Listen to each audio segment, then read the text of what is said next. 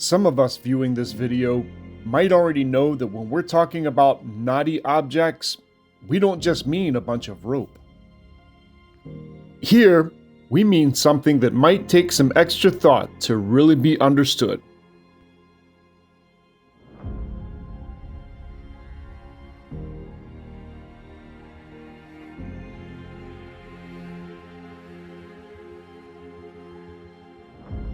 And my first knotty object is this tree.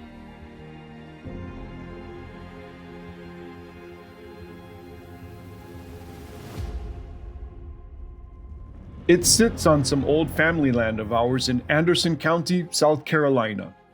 For 4 generations, this land has been used to produce cotton, poultry, cattle, and now, pine trees. While this very old, huge oak tree has always drawn our attention, it was just last year when a forester told us that this tree could easily be 300 years old and have even been around during the Civil War.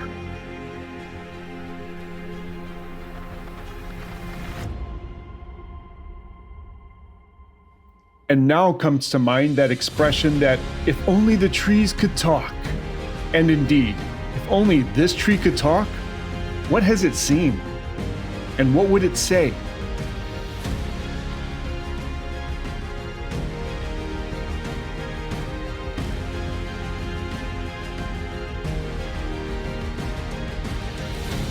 Next, I bring your attention to this rifle. To some, this might look like any old ordinary rifle, right?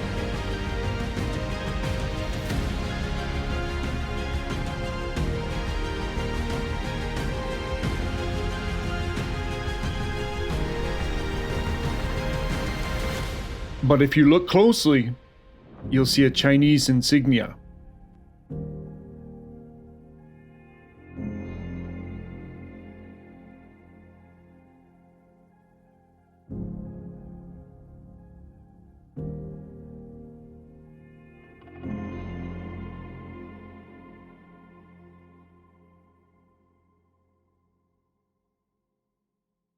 The story behind this rifle? A great aunt of ours was a U.S. nurse stationed in the South Pacific during World War II. Somehow this was brought back to us, and somehow we now have access to a Chinese-made rifle used by the Japanese during World War II.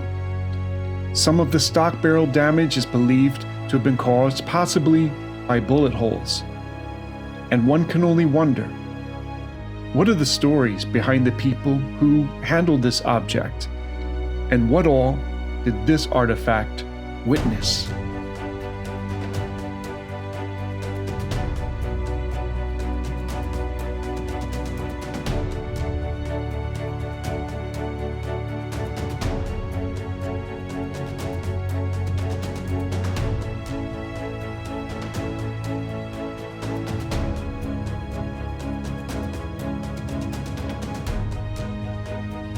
What lessons can this object teach us?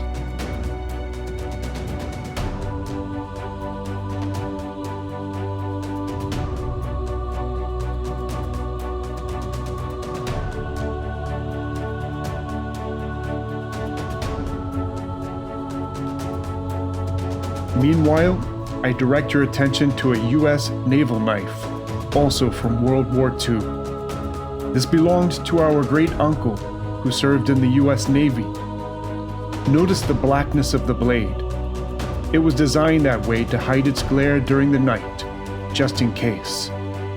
And now, it serves as a testament of that time.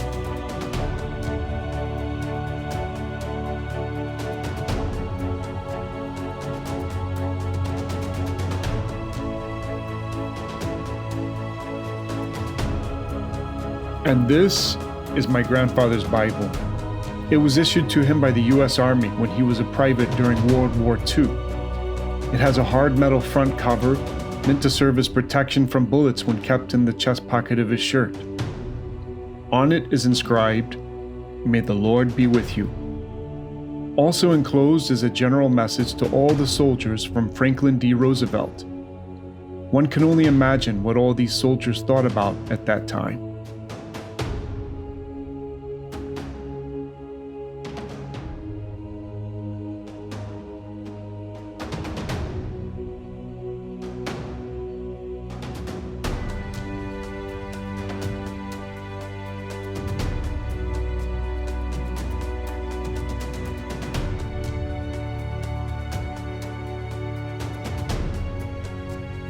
And now, I present to you these last two objects. This beige canvas bag might appear rather ordinary at first.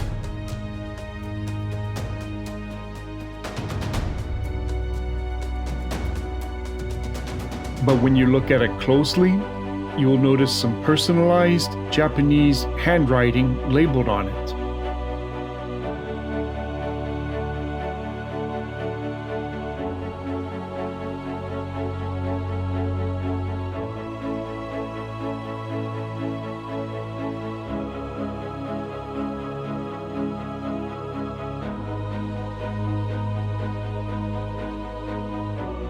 This item exhibits features of something very individual, something meant specifically for just one person.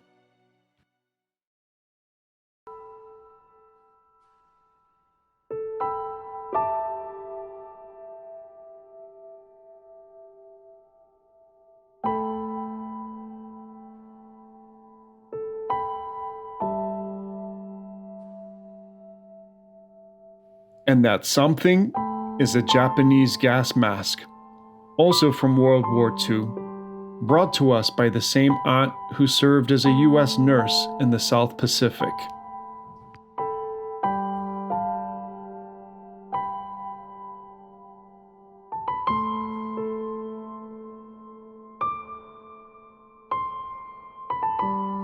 Who wore this? Did that person ever need to actually use this? Did that person survive the war? And that actually leads me to questioning all of this. What do you do with artifacts such as these that are potentially loaded with so much meaning? One can only wonder. It turns out that the handwriting and labeling on these items likely indicate the ID number and that this person was a member of the Japanese Navy. But go figure, upon more answers, we tend to have even more questions. And the sense of wonder continues.